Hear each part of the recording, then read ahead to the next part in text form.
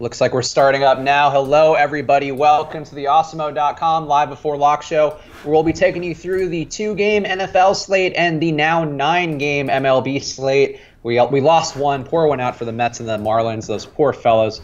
But we'll try to persevere. I'm Chris Spags, joined by my pal, the baseball savant, Jake Hari. Jake, how are you doing on this Monday? Doing well. Ready to talk some baseball and more football, actually. I mean, I'm not great into the analysis of football, but definitely want to play some on this 2-gamer that we got tonight, and I'm sure the audience will be asking questions and giving hot NFL takes after everyone knows everything after a few games are played, so looking forward to that as well.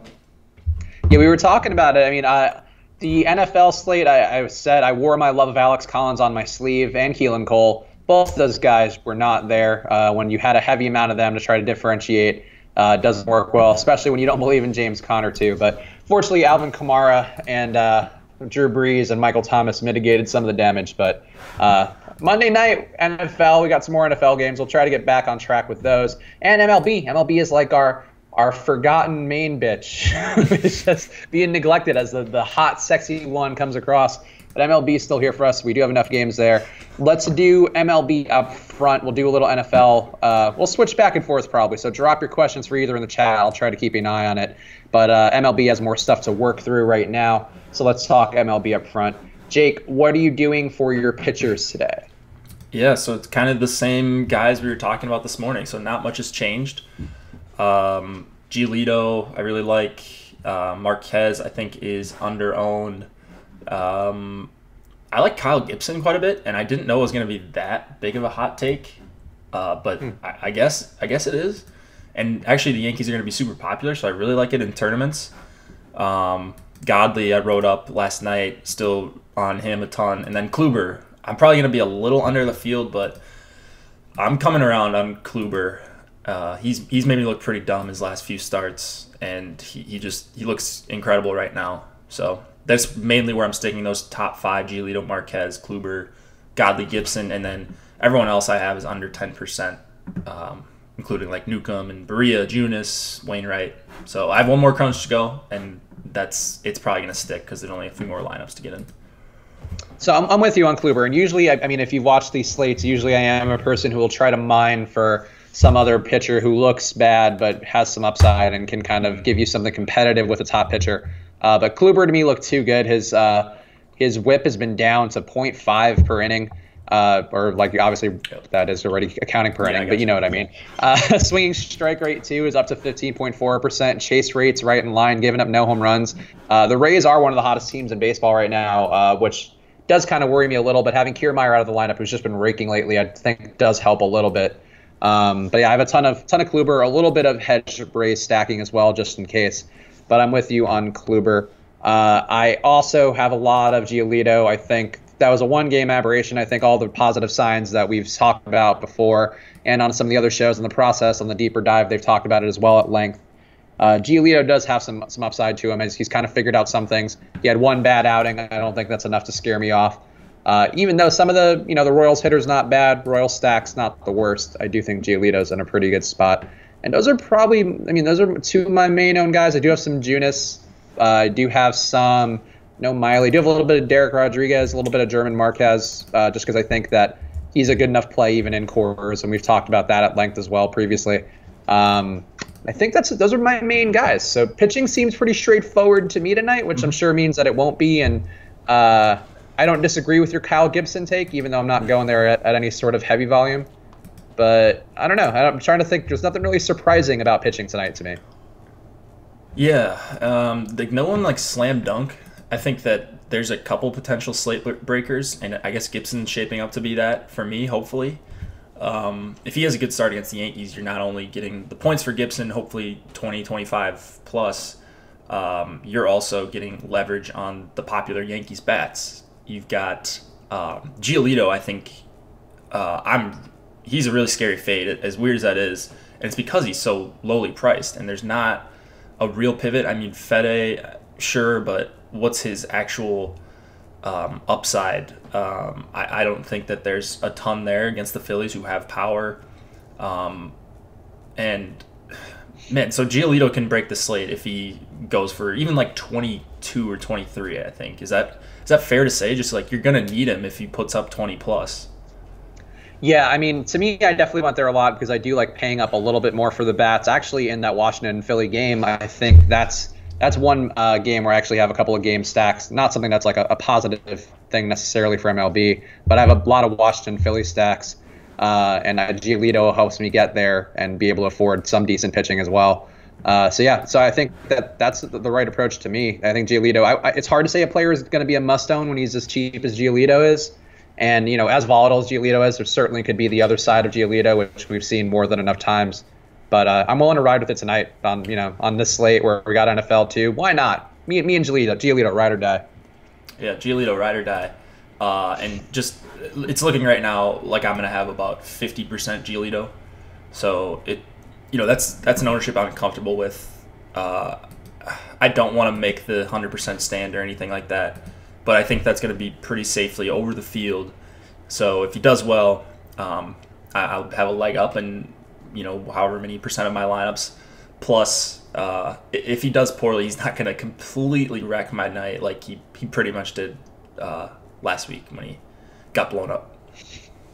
Yeah, and he blew up a lot of people's nights that night. Thankfully, it was off him then, so I have none of the bad memories of Giolito, only positive ones. So.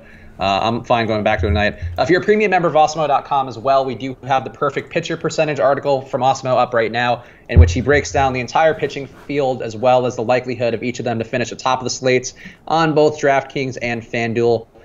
He gives a little bit of strategy as well in the article about what he's doing and why. So go check that out. But without spoiling it for you, especially if you're not a paying customer, because shame on you guys. But he is advocating for a little bit of Kluber and Giolito too. So this might be, everybody thinks that's the way to go, which I'm sure will end well for everyone. Yeah, I mean, there are ways to get different. I mean, it's not like either of those two guys are locks. I mean, Kluber I think is pretty safe. And I mean, I think Giolito's pretty safe as well, but it's baseball. Crazy stuff can happen. The problem I have with the Kluber fade, if you're considering that, is like there's just, I don't know that anybody can match him if he has 30 plus, and I don't think that's going to be that unreasonable for him to get to. There's no one priced near him. There's not really a logical pivot anywhere. So you're just going to end up with a completely different lineup construction if you're off of Kluber. So I would advocate, if you're going underweight, like I probably will be, I wouldn't recommend a full fade.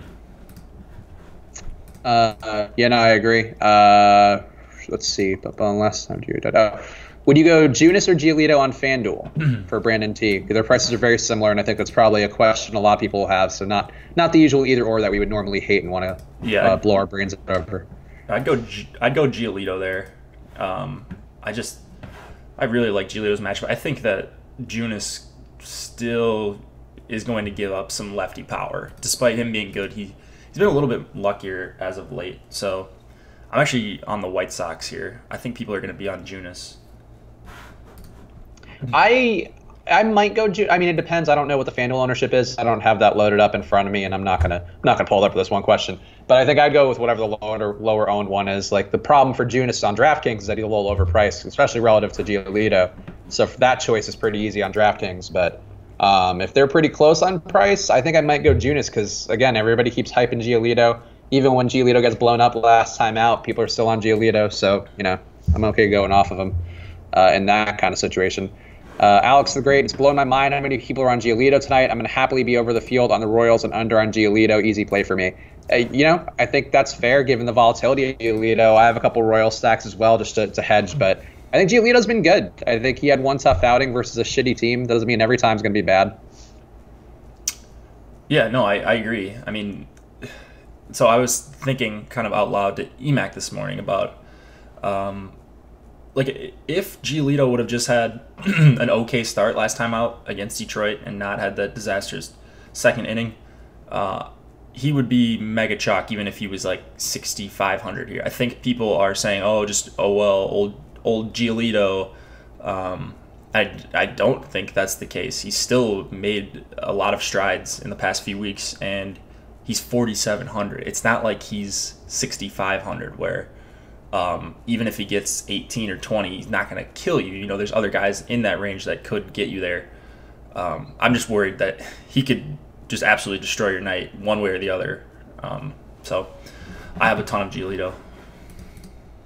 Yeah, I'm with you on that. Let's see. Not fading Kluber, but it's the top 10 hitters up in Tampa if people care. Interesting to note. I have said before, I don't love going with the super highly owned, super popular, expensive pitcher versus Tampa because, and this is again super anecdotal and probably just something that's in my head, I feel like Tampa always blows up those pitchers. And I don't know why, but I feel like it happens more often than not. I think they just do a good job making these at-bats last long enough. So I don't know. That is the one thing, but I'm still playing a shitload of Kluber. It didn't scare me off. Yeah. I mean, Tampa has been kind of pesky lately, and they've been hot. I didn't play a ton over the weekend, but I don't know. It's not like they're just a super easy matchup. It's not like they're Baltimore against a power righty or anything like that. So, there's lefties in here. Kluber, while he's been a ton better for the season, his numbers don't look that spectacular. He just dominated Tampa. When's the last time he faced Tampa? It doesn't matter. I mean, I think he's a perfectly fine play. It's a different day.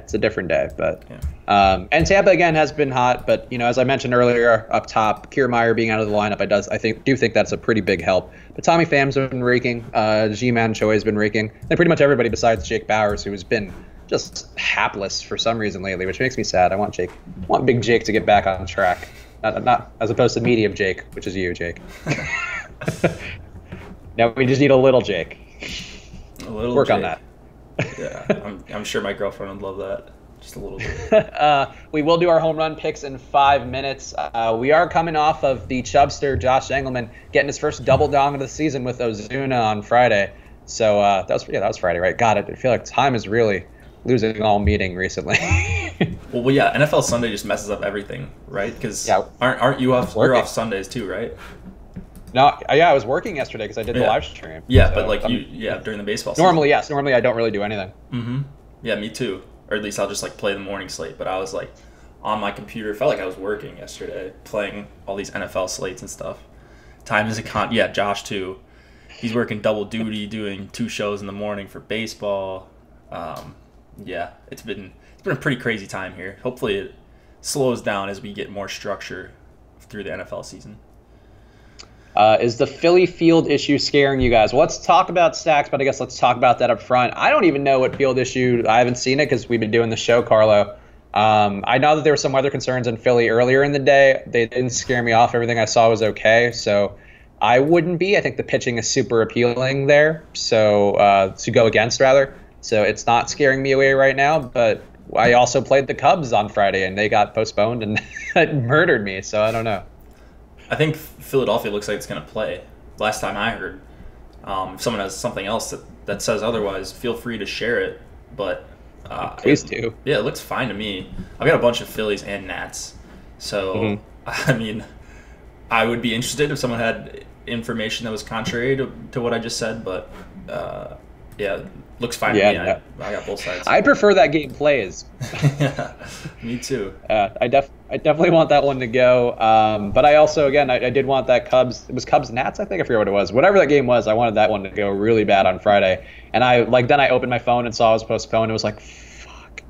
Just every lineup. Not that they were doing anything anyway, but every lineup just went down out of the money. It was so disappointing. But hey, we tried. The important thing is we tried. We did. What else are you doing stack-wise? So to me, Philly was a very popular one for me. I had a fair amount of 4-4s, a fair amount of 4-3-1s with Philly and Washington and something else thrown in there. Love Hoskins, love Harper as one-offs as well. Ramos is one of my favorite catcher plays. So I'm pretty much all over this game. What else are your top stacks for the night? And I guess what do you think about that game overall? What's your ownership relative to everybody else? On the Philadelphia game?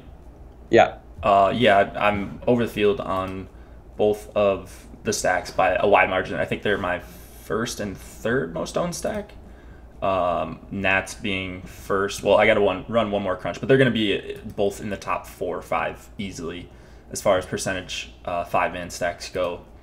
Fetty, he does have some strikeout ability, but he does give up a lot of hard hits. And you get Nick Williams batting third. That's a nice lineup bump. Carlos Santana for only 4,400. Rhys Hoskins 4,300. Weirdly, Cesar Hernandez leading off. I don't know. It's just a well-constructed lineup, and I'm not crazy about Fetty. One of the higher totals on the night, 4.6 runs. Yeah, I mean, it just looks like a lineup that sets up well against Fetty, and I don't think they're going to be super popular. So, I mean, I'm going to be overweight on like 14 of the 20 teams because I don't have the Yankees.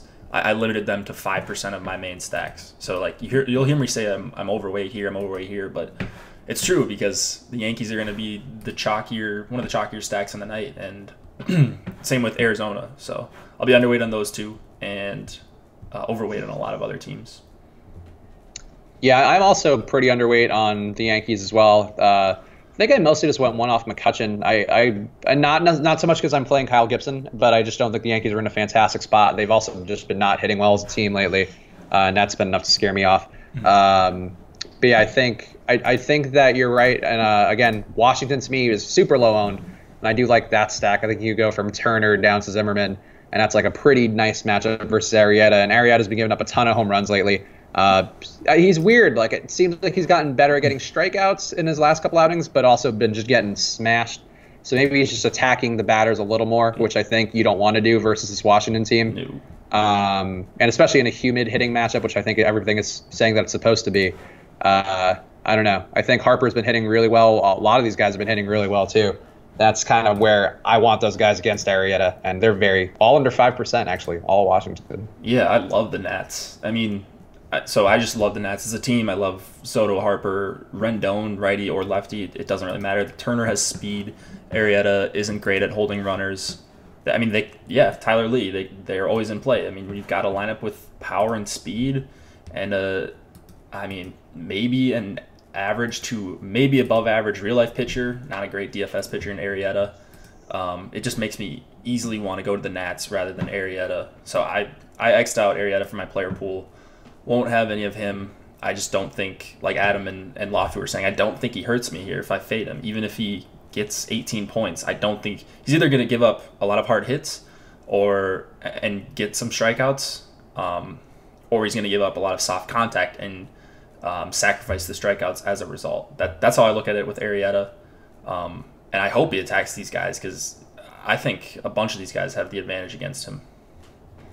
Carlos saying the Phillies are using flamethrowers to try to fix their infield. Rough weather over the weekend made a mess of the field. That strategy worked out well for Hank Scorpio on The Simpsons, so I assume it'll work out well for the Phillies. I don't know.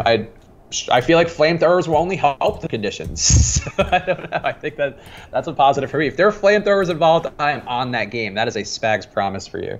Baseball is so weird, man. They gotta get flamethrowers to get people to come to the game. Yeah, you got to clear the field out. You got to bring your finest flamethrowers and get ready. Is Philly a chalk stack today? I think they're picking up some ownership, but obviously you can pivot on some parts. Not a lot for Hernandez, so that'll get you a little bit less. Yeah, it's mostly Rhys Hoskins, and I mean Nick Williams. Super cheap. Yeah, exactly. Rhys should be one of the higher owned players on the slate.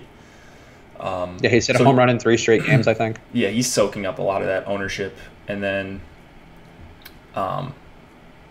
So it's kind of similar to the Yankees, although they have 3 guys that look like they're soaking up a ton of the ownership. We only have Hicks at 1%. That's going to be much higher, of course, as people try to stack them up. So I think the Yankees are going to come in as the highest owned stack in total, followed by some order of Coors Field, both sides, and the Phillies. Let's do our home run picks. It is 6:30 Eastern time, so we gotta do this. We have to run out the slate. I think you and I are tied, I believe, or I'm down 1. No, I think I'm down 1, and then Josh is down like 3. Hold on, I don't have the math in front of me. But we're getting down to the wire here. So this is getting very stressful each day. Josh, as I mentioned earlier, picked up his first double dong with Marcell Ozuna, so he is now on the board there, and would have a tiebreaker, I guess, with Jake. I don't know. We don't have to worry about tiebreakers now. But yeah, Marcell Ozuna was Josh's pick. His pick is in now. Josh is going with Ryan Braun today versus the not very home run friendly John Lester. Interesting choice. Lester is such a fraud. He's not this good of a pitcher against righties. So against lefties, I don't like to take them. I mean, I will have some Yelich, especially in Moustakas, because I love the Brewers stack. They're one of my highest exposed stacks in there with the Phillies and the Nationals. Actually, they are my highest exposed stack now that I just did my last crunch. So there you go. But I love Braun. Yeah, I like that pick a lot. You want to make your pick next? I'll let you go. Let's see. I'm trying to think who's going to be a popular pitcher. Well, Kluber, but I'm not stacking against him. I'll go. I feel like I pick these guys all the time, Harper and Soto, but I will go with Bryce Harper for 50. You fucking did you? I was literally Really? answering Bryce Harper in mine because I didn't think you were going to go there. You know, Harper's a great pick. You asshole. Now I guess I have to take Rhys Hoskins. I didn't want to take him because he's been so chalky and he's hit. Oh fuck yeah! I'll take Rhys Hoskins. Damn it. No, I like it. Yeah. Yeah, those are my two most owned players on the slate by far. Oh, Harper is? Yeah, Harper So you got a and lot of Hoskins. Nice. We're on the same page there. Hey, what are you doing with the Coors game? People have been asking about Marquez. Because what I'm doing is kind of weird. Oh. Wait, Harper 4th, Hoskins 5th, and Josh's model. Interesting. Ooh. There we go. Everyone in the top 5. Everybody, all right, it's a big day. It's a big home run day. Everybody's bringing their A game to the old home run picking thing. Speaking of home runs, Coors, yeah. I get the logic. I think Arizona's an okay hitting team. I think, obviously, I think people still don't respect Marquez enough, to be honest. He's been so good. I don't care where he is. I'm still putting him in there. Price-wise, he wasn't the best to me, but I do have a little bit of him in there today. And I have no fear of him going south tonight. I mean, that's probably going to bite me in the ass to say that, but I think he's a very good play tonight, and I didn't stack any Diamondbacks at all. Yeah, I mean, all right, so think about it this way. If you look at the numbers, and I'm not saying Marquez is this, but the numbers he's put up over the last couple months are the Max Scherzer numbers. Would you pay $9K for someone on that level, at least right now? Because he is pretty much on that level right now. I'm not saying he's the same pitcher, so don't tweet me and say I think Marquez is better than Scherzer, because it's just not true. But you understand what I'm saying. He's $9K in Coors, yeah, but you're getting a huge discount on a guy that's just been absolutely dominant. So yeah, I'm well over the field on Marquez. I have him at 35% right now. That is over the field, right? We didn't have that big of a change, did we? Yeah. No, I don't think so. Yeah. So I love that. Yeah, I could see going to Colorado, and I think I do have maybe a couple of mini stacks of Colorado. Just actually, I might have actually, now I'm thinking about it, I have a couple of Godleys just because I think variance might be on his side. He might be due for something there. It doesn't seem like a great matchup for him, but him at 6,400 I think is an okay spot to go. And I have some mini stacks of Colorado, but I didn't go full stacks because I figured they would pick up more ownership throughout the day, which they don't seem to have. But yeah, I don't know. I didn't really go crazy on this game. I feel like it wasn't a perfect spot for me. I like the pitchers more than I like the hitters, I think, overall. Well, I'm with you there for sure, but I did end up with 10% Colorado stacks, and I did that on purpose because I didn't want to have all my exposure in Washington, Philly, Milwaukee. I wanted to get exposure to a bunch of these teams. I'm really spread out tonight, like White Sox, Cleveland. So I limited my Arizona and upped my Colorado exposure on purpose because I just think Godley has such a better chance of getting blown up, and we have similar ownership on Arizona and Coors for aggregate ownership. Yeah, I agree. I think that the pitching matchup is good enough there, and Godley is more inclined to get blown up, I think, than Marquez if you are stacking, but still not a spot I'm crazy about targeting for bats tonight. Just didn't jump off to me. One team who we have not talked about, who I feel like we probably should, given the opposing pitcher is a disaster and kind of even to me over the hill, and I love pitchers who were good 10 years ago. Adam Wainwright, been very bad pretty much every time he's gotten the ball in the majors recently. He's had a couple rehab starts and supposedly have been okay. But Pittsburgh's been hitting pretty well too. Are you playing Pittsburgh at any volume going against Wainwright? No, I kind of avoided that entire situation. So I have 4% or 3% Wainwright, 4 lineups. and 2 Pittsburgh full stacks. So I mean, if I could do it over again and I could choose the exact percentage I want, I'd probably want to be at like 4 or 5% Pittsburgh stacks, because I think there's a good chance, like you said, he just is awful and can't pitch in the majors anymore. That wouldn't be surprising to see him get blown up. I didn't really end up there though, so I am a little worried. Where are you on that situation?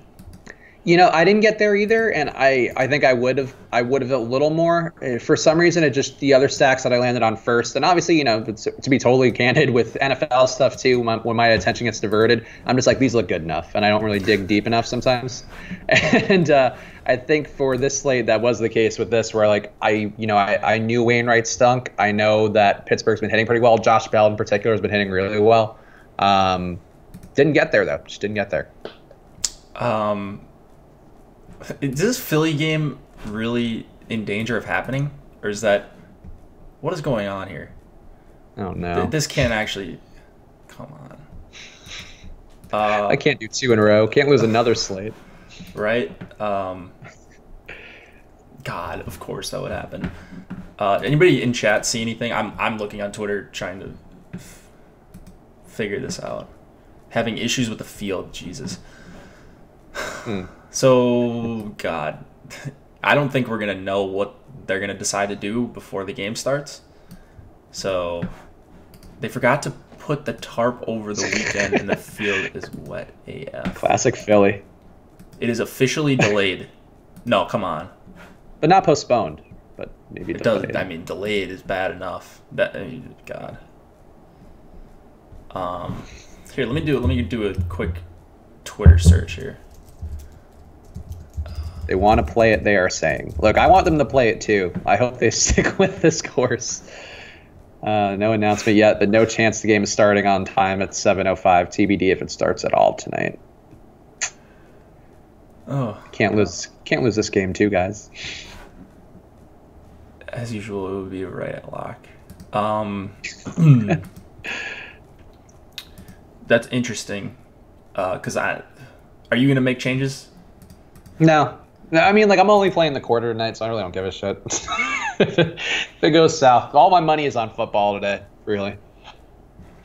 I mean, I have no clue what this means for Philadelphia, so wish I could give my 2 cents, but... It's hilarious. They forgot the tarp. How do you forget the tarp? Everybody on the East Coast knew it was raining. It's your one job. Like your baseball team. Yeah. Oh, what assholes. Oh, this is just perfect. Just perfect. Yeah, so right now I'm keeping it. Who's your captain NFL tonight? Are you playing the showdown? Or no, so I am just playing the 2-game slate. Yeah, let's talk some NFL right now. I am just playing the $5 Monday night special on DraftKings and entered a bunch of lineups in that. So yeah, I think to me the showdown slates weren't as appealing from the jump. And honestly, I keep talking myself into these showdown slates, and I really hate them so much. Like last night, I felt like I had some pretty decent pivots for going with Trubisky and then maybe going with the Bears defense and avoiding Rodgers. And then Rodgers comes on the field and throws for 30 points, and Allison has 25 points, and he's the captain. It's just terrible. Showdowns are the worst. It's just really fucking frustrating. But for the 2-game slate, though, I do think it's pretty interesting. What are you doing for the 2-game, Jake? Does anything jump out to you? So I have not made any lineups yet. I was gonna maybe. Okay. I'm trying to now keep an eye on this stupid Philadelphia game. Okay, so I'll walk through it then. So yeah, for the 2-game slate, I think the places you're going to want to attack are really going to be the Raiders. You want to attack defensively with the Rams, one would think. The Rams were a pretty good defense last year. They generated the most sacks by a pretty wide margin on the slate. Also generated the most turnovers, forced the most fumbles, got the most interceptions. So the Rams defense would be the one to go. They should, in theory, be only better this year, given some of the additions they made. They pretty much overhauled their entire secondary, plus adding Ndamukong Suh up front. So to me, the Rams are pretty much, I wouldn't say unfadeable, but pretty close to tough to unfade, or tough to fade, rather. I do have a couple lineups with the Lions as my defense, but that's about as far as I went to, just because I think Sam Darnold will turn it over a bit. But the Rams overall defensively, they generate pressure at a rate nobody else on this 2-game slate does. So I think that's the one to go with. At quarterback, I think Stafford is probably the play to go to. The Raiders defensively do an okay job limiting the amount of pass plays, or at least they did last year. Also, their new defensive coordinator came from the Bengals, Paul Gunther, and he is a pretty good coordinator. So I think the Raiders defense might actually be a little better. Not good enough that I'd want to fade Gurley, but good enough that I'm considering fading Goff and maybe limiting some of the wide receivers. But the one thing that I don't want to fade is the Lions passing attack. I think the Lions passing attack is the only for sure thing on the slate. I mentioned it before, and it might be a stupid play, and I'm willing to admit there's a decent chance. I wouldn't go crazy on it. I do think Luke Wilson is an interesting tight end play tonight. There's a lot of targets that are left behind with Ebron gone. I think either Wilson or Kenny Galladay will be the one to pick him up. So those would be, I think it's like 15% of the targets are gone now with Ebron gone. So, in a matchup where the Jets are going to give up a ton of passes, I think Luke Wilson or Galladay will be a pretty good low-owned play to throw in there. What else? Running back, you got to play Gurley. I think it's hard for me to imagine Gurley not being valuable enough. Pay the price, just deal that, pair him with the Rams D. Everything else is fungible. I think Powell's a pretty interesting play, and I think Theo Riddick are pretty interesting running back plays who are a little cheaper. A lot of people are thinking Blunt's going to vulture touchdowns, but Riddick just gets so many passes. And the Jets also, via DVOA, gave up a ton of pass production to running backs last year. So assuming that holds steady, and it should because they've only gotten worse, I do think that Riddick is a pretty important player to keep an eye on. Let's see. If you got any questions, drop them in chat real fast. But that's sort of my overall view on the slate. Kupp is good for a TD or two. He's so good in the slot in the red zone. I do think Kupp is a very good play. Kupp was one of the surprising leaders in red zone targets last year. I like Kupp a lot. I haven't been a ton of lineups. I've mostly faded Robert Woods, not totally, but I took less of him. Him and Cook rather. I took less of. Kupp I have the most of. Thoughts on Terrell Pryor? Terrell Pryor I think is pretty interesting, but I don't have a ton of faith in him. Playing him at super low volume. And Luke Wilson I'm playing at pretty decent volume. I think he's a good player, and I think somebody has to catch some catches there at tight end. Give me some wide receivers. I mean, how about Marvin Jones and Golden Tate? Those would be the guys I would go with. Don't try to get too cute and go cheap. If you want to go cheap, I think Seth Roberts is maybe an interesting flyer. Pryor, an interesting flyer, but not at volume. I wouldn't go crazy at volume. If you have either ors and stuff, save them for the end. We'll do those with baseball either ors. But that's pretty much everything in my brain about this. Adam Burst mentioning Sam Darnold. I do have some Darnolds, Adam. Not a ton, though, because I do think he's going to turn it over. And I don't think they're going to get enough to be useful for Darnold. But I do think Robbie Anderson could be useful. I have a couple of lineups with Jordan Leggett, even though that's probably stupid because he is the pass-catching tight end. I do have some Tomlinson, too. At tight end because he's going to be on the field, and if he's going to be on the field, Darnold might throw to him. So I do think there's value in the Jets passing attack, but you got to see who it is first. It could be an Enunwa rather. Could be Robbie, could be Pryor. We'll find out tonight. All right, let's back to baseball, Jake. Get your baseball hat on. Yeah. So just an update about what I'm doing. I removed Fetty from my player pool. I had too little exposure anyways. I think I had like 6 or 7%. So he's not someone I'm crazy about anyways. He was just strictly a pivot. I'm not messing with either pitcher in that game. Like I mentioned, Arrieta was already X'd out for me.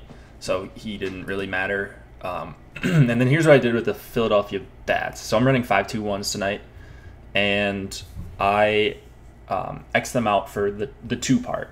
And I'm going to try to go through as best as I can and X out the one-offs for both the Nats and the Phillies.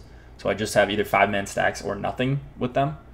I think that's the correct strategy in this.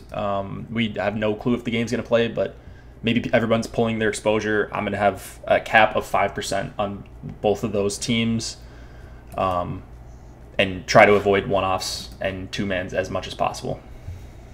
All right, so there we go. So Jake is making some deep adjustments. I honestly don't care if I lose $5 today. So that is the football thing is much more important right now. But yeah, Adam Burst curses out, as the guys in the chat said. That's why Enunwa gets a little bump, and so does Robbie Anderson, and so does the tight ends.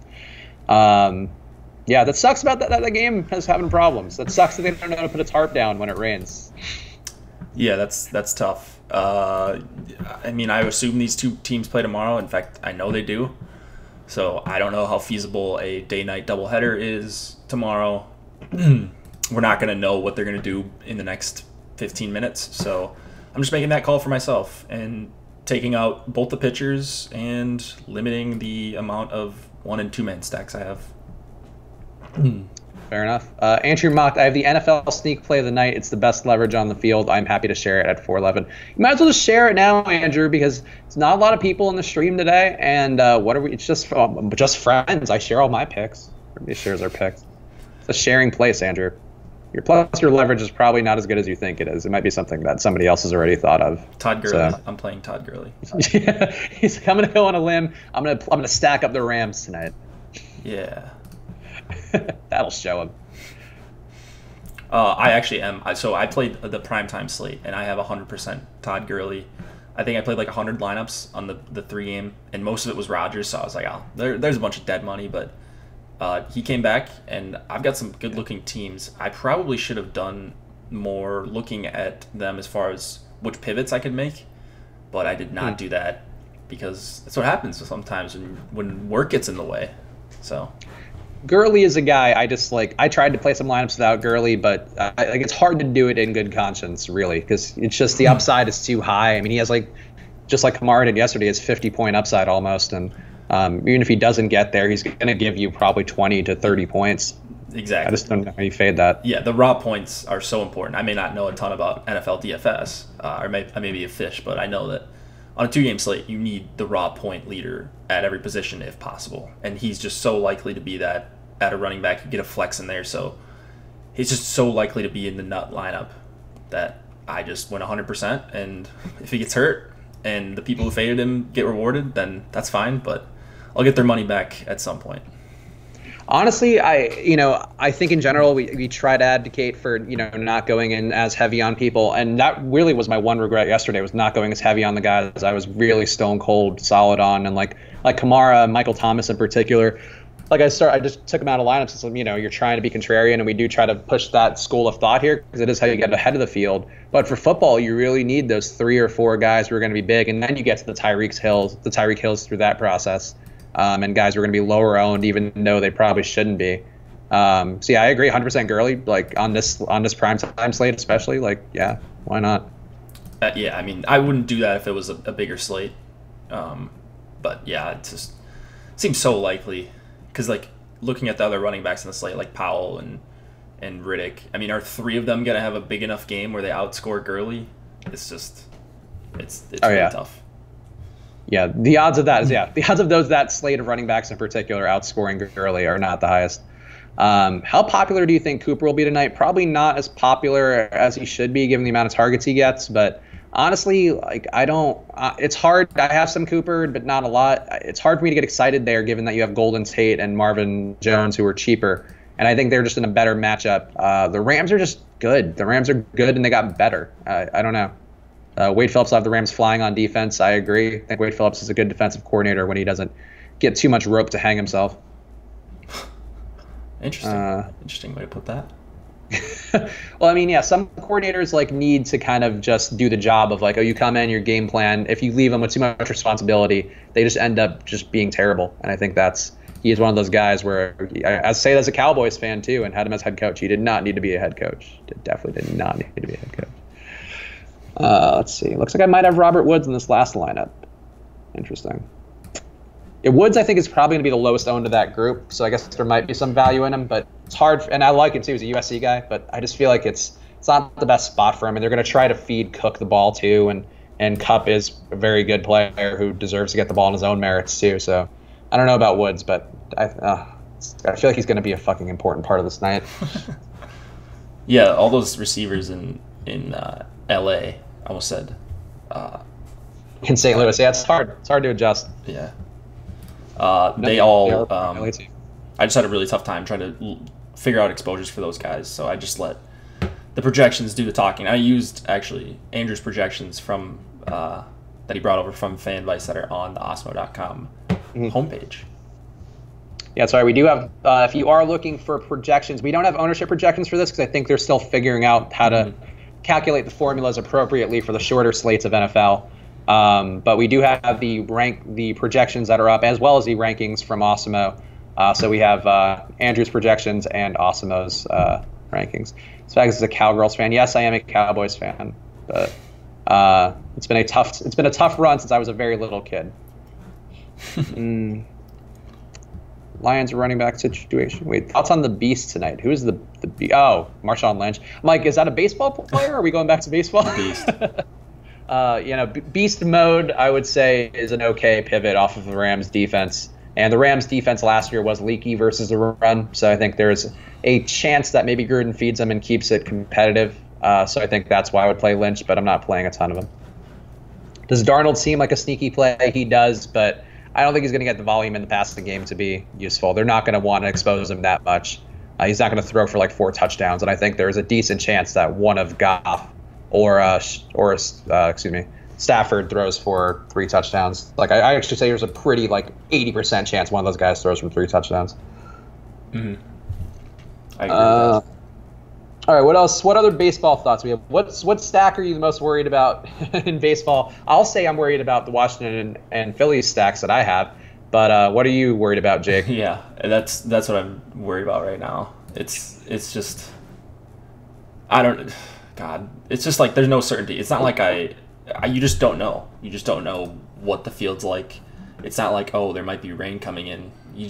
The field could be, bad and they could dry it up in an hour and a half, or they could just say, no one wants to play in this, it's unsafe or whatever, and then you're out. So that's why I'm doing what I'm doing. I don't know if it's the optimal strategy. It's just with the information we have right now, I'm limiting my Nats and Phillies exposure to only full stacks. And besides that game, what else are you worried about the most stack-wise that you have a ton of ownership of? I'm worried about Atlanta. I've got a bunch of them. Just the park. I hate the park. I like targeting against Derek Rodriguez. It hasn't been profitable lately, but he's a guy that I think has been really lucky, and especially against lefties. So I love Freddie Freeman and Markakis and Enciarte and Albies. So that it's just the park. I think they're going to hit Rodriguez hard, but hoping those hard hit balls find the gaps and not gloves. Yeah, I agree. I think Derek Rodriguez is not a player that you want to attack too much, but Atlanta's been hitting really well. They are a good team. And Derek has kind of shown he's been beaten up a little bit recently to the point where, obviously one of those games is in Coors, so you don't want to hold that against him. But I think that, Atlanta's a professional, good hitting team. I think on this slate, I think it makes sense, especially if you are trying to get off of that Washington-Philly concern island. I think that Atlanta is one of those stacks that makes sense with that price. Concern Island. That's exactly what it is. How much Camargo do you have? He crushes. Terrible phrase.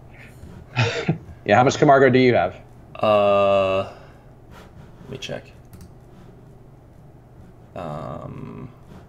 Where's he at here? I have 10 or 7%, 10 lineups right now.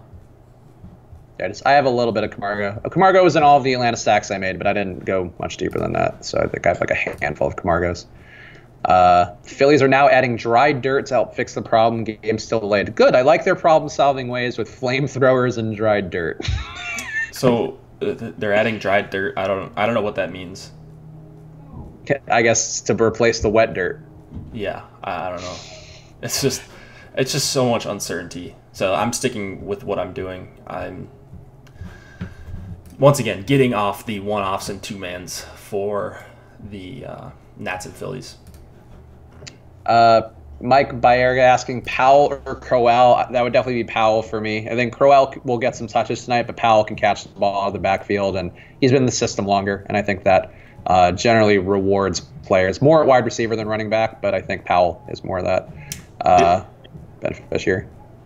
Isn't on DK, wouldn't that be pretty easy? Just Powell, he's the guy that's going to catch passes, right? Yeah, but Crowell will probably get some goal line touches and stuff, and they're supposed to have a pretty close to an even split, and they're priced pretty similarly. Honestly, if you have a lineup that you love with one of them, I would play both, but I definitely have more Powell than Crowell by a pretty wide margin. Powell's, I just think, a better player all around. Yeah, because he does catch the ball. Yeah, so like I said, I'm not going to be able to switch my lineups around or make any pivots which is obviously a huge part of those 2 and 3 game slates. Well, the 3 game slates where you have a full day to make pivots, especially.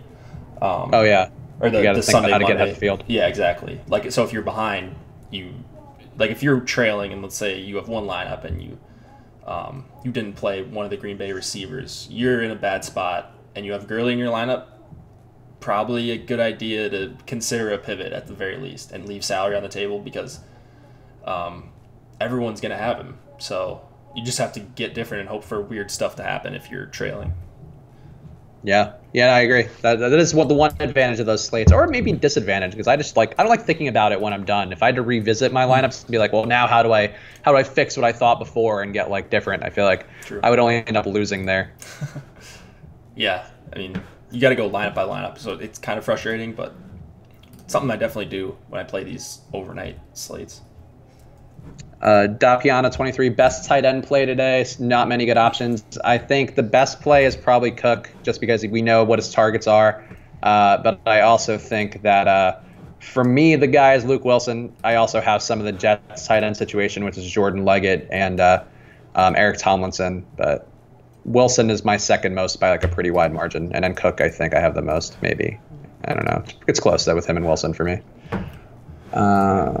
I like the upgrades the Jets secondary made. I don't think they're that bad. I disagree, Adam Burst. I think they're pretty bad defensively still. I think that Detroit's going to throw all over them. I think that game actually is going to be pretty high scoring. The Jets-Lions one. Neither defense is good, and I don't think they fixed anything that was wrong with them in the offseason. Gabe Kepler literally running the base path with execs, GMs, umpires watching the test infield. From John Johnson, the Phillies beat writer. I mean, God, that sounds terrible. It just does not sound like a good situation. That's pretty funny, though. Right? Yeah, it's like, well, let's have our manager run around the base paths. That's definitely going to be game speed. What if he like blew out his ACL doing that? Yeah, they're not always worried about their coach having a blown ACL. Yeah, they'll just coach from crutches. That's fine. He's the guy. He's the donkey coach too. He pulled Pavetta early last time. He pulls all his pitchers early. Not as much lately, but earlier in the season he was doing that all the time, pulling guys at like 72 pitches. I think I remember. I think the deeper dive guys were talking about that. I believe the other day with Nola or somebody. Yeah, he's an absolute just whack job.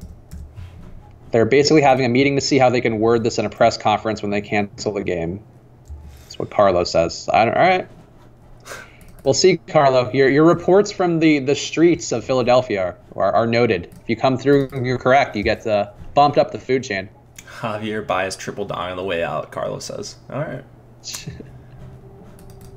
Let's see. Pass rush is awful. I agree, but Tremaine Johnson's going to help any secondary, sure. But that's one player in the secondary, Adam. They have a lot of holes in that secondary that need to be fixed, and there's a lot of weapons on Detroit too that will find those holes. Marvin Jones was really good last year, and Golden Tate is also just very good.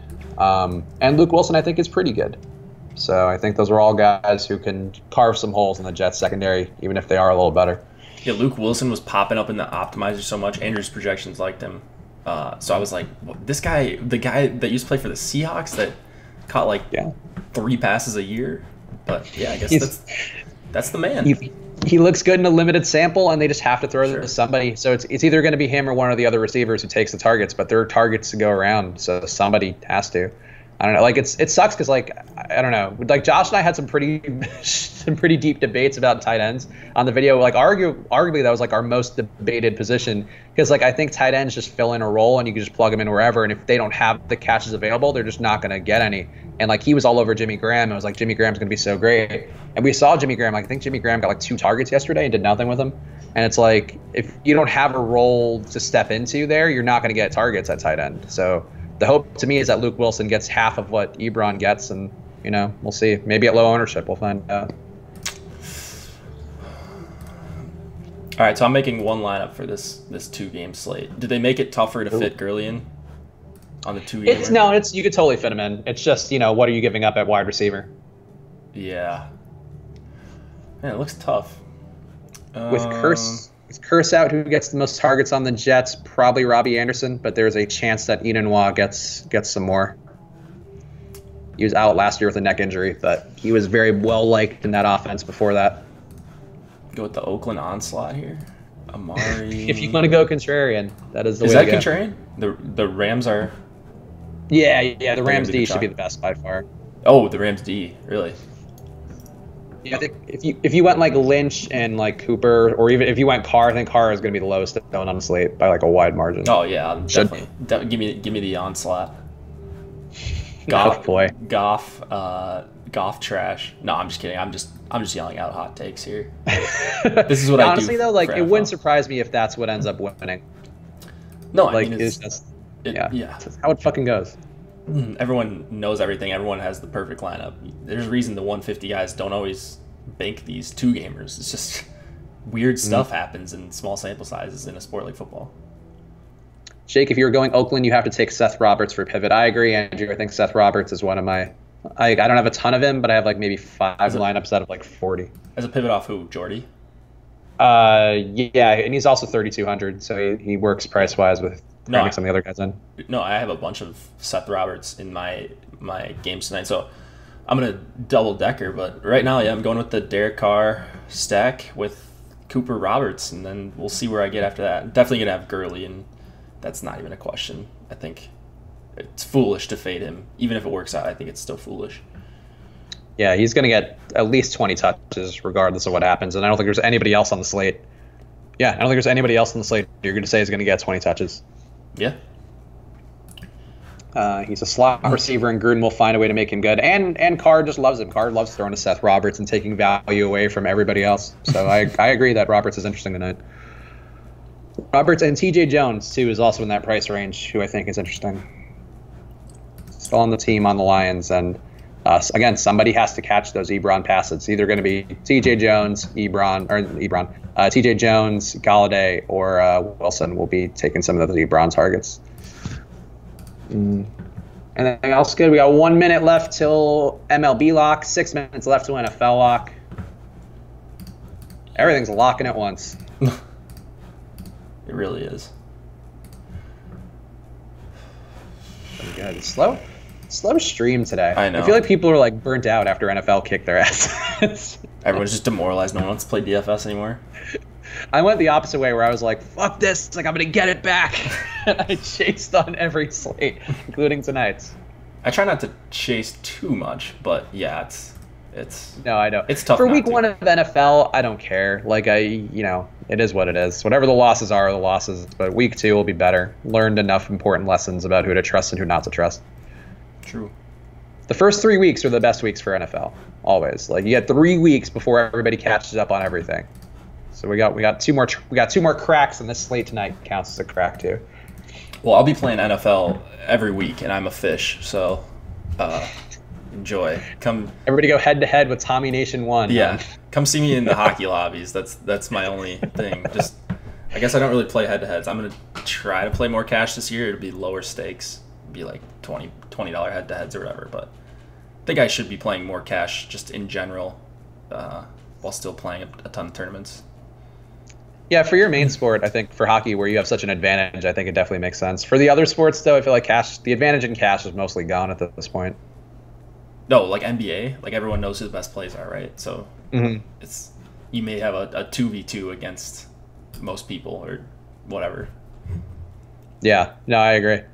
Let's see. Gesicki. Oh, people talk about Mike Gesicki. Well, that was the thing, too. Like I had a little Gesicki and I had a little bit of Stills, and obviously Stills is the right play. It's just for the NFL, you go with the guy who's been in the system there and who's going to get the targets and who just like is going to be trusted, especially in these early weeks. Just trust the volume. Just keep trusting the volume. And I think that's the one thing that I lost track of with a couple of plays. And you can't, like Keelan Cole, you really can't trust the volume fully. But for Kenny Stills, you can. Seth Roberts. Why are you high on Seth Roberts? I mean, I think I can answer that. I mean, he's been a red zone target for whatever reason for years. It seems like every time he's scoring like 8 touchdowns on a week when you play Amari. He's 3,200. He's going to catch a few balls. Yeah, he's just super cheap, and he allows you to get in Gurley, right? Yeah, and he's super cheap, and he also has always gotten red zone targets at a pretty high level relative to his role. And now he's going to be on the field even more, and I also think Jordy Nelson's completely washed. So. I agree, dude. People are trying to say, and whatever, even if Jordy scores 3 touchdowns, I will stick to this take. But people are trying to say that, or I like argue with my friends like that Rodgers is the best quarterback of all time. Whatever. If you don't think that, that's fine. He's one of the greatest. But people are saying like that's the defense. Like, oh, he had Jordy Nelson.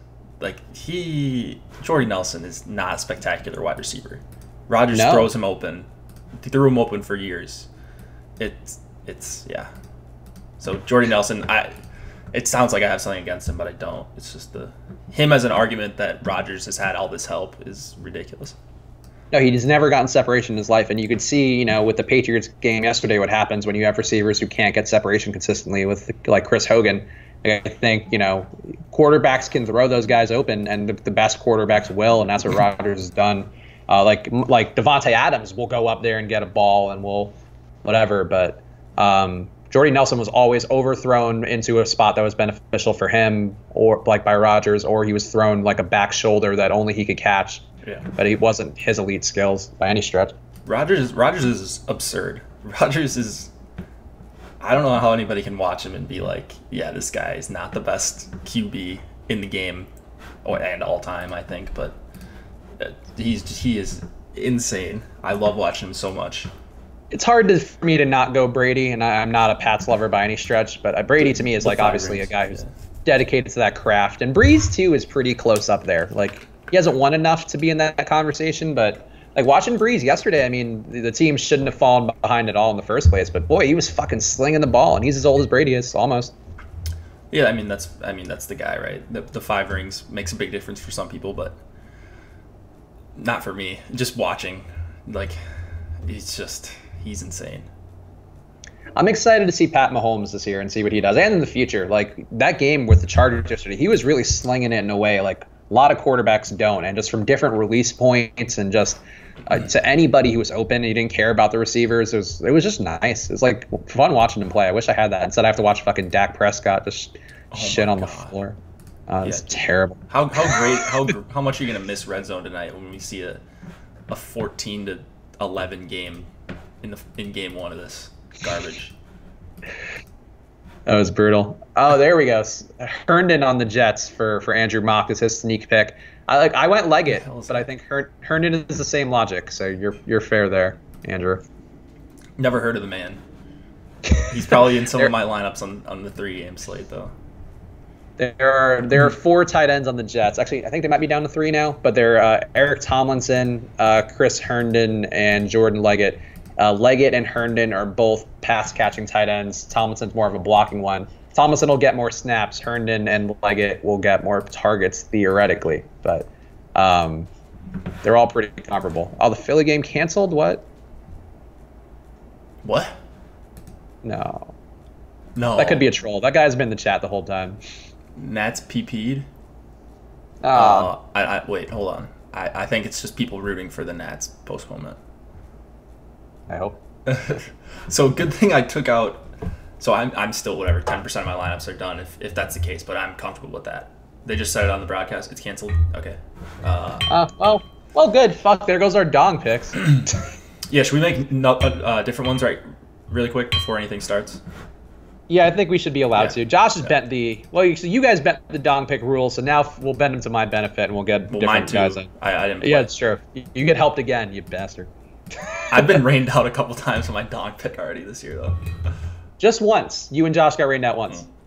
We did note that.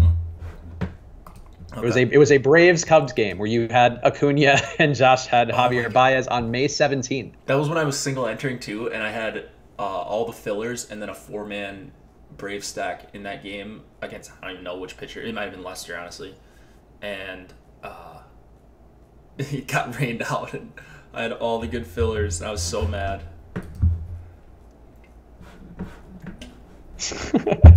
Well, you know what? We got it back now. All right, what's your replacement dong pick then? Since good thing we were still on the air. Otherwise, we just had to eat this day. Yeah. All right. Different dong pick. I'll go more contrarian now. Freddie Freeman against Derek Rodriguez in that park. No one hits dongs there. It's possible for lefties to dong, but give me Freddie. All right, I'm gonna go Oh man. Oh yeah, I have that's some coming for sure. Oh god. I have some of this guy. I don't know that I believe in this pick with all my heart as I did Reese Hoskins. Ryan O'Hearn going against Giolito. I like that. All right, there we go. Darnold pick 6. What? No, come on. No, stop. I can't even start yet. All right, let's call it a wrap before we miss anything else. Wait, really? Yeah. Oh my god. Well, I had a couple Lions D. I told you guys Darnold will throw picks frequently. That is one of his things. He loves throwing picks more than anything. Let's see how much Detroit defense I had. Oh, I actually have a fair amount. Good job by me. 18 points. Oh, they're 45%. Oh, no, that's not going to help that much. Oh, okay. That won't help that much. You're right. All right. Oh, well. All right, thank you guys for watching. This an interesting slate, combining everything, getting home runs, getting games canceled, getting interceptions. What a mess. But, yeah, we'll be back again tomorrow. It'll be there's a bunch of shows coming up. You know the deal. Become a premium member. We still have the Fantasy Cruncher promo going on for, I think, one more day. So if you want to try out Fantasy Cruncher for free on our site, go sign up now, become a premium member. Use the code Strategy Show for 1 week free, and you can go check that out. But otherwise, we'll see you guys again soon. Any parting words, Jake? No, good luck. Hope you guys faded the Nats game. That's a really tough break. What are you going to do? That's like DFS, guys. We'll see you guys again tomorrow. Have a good night.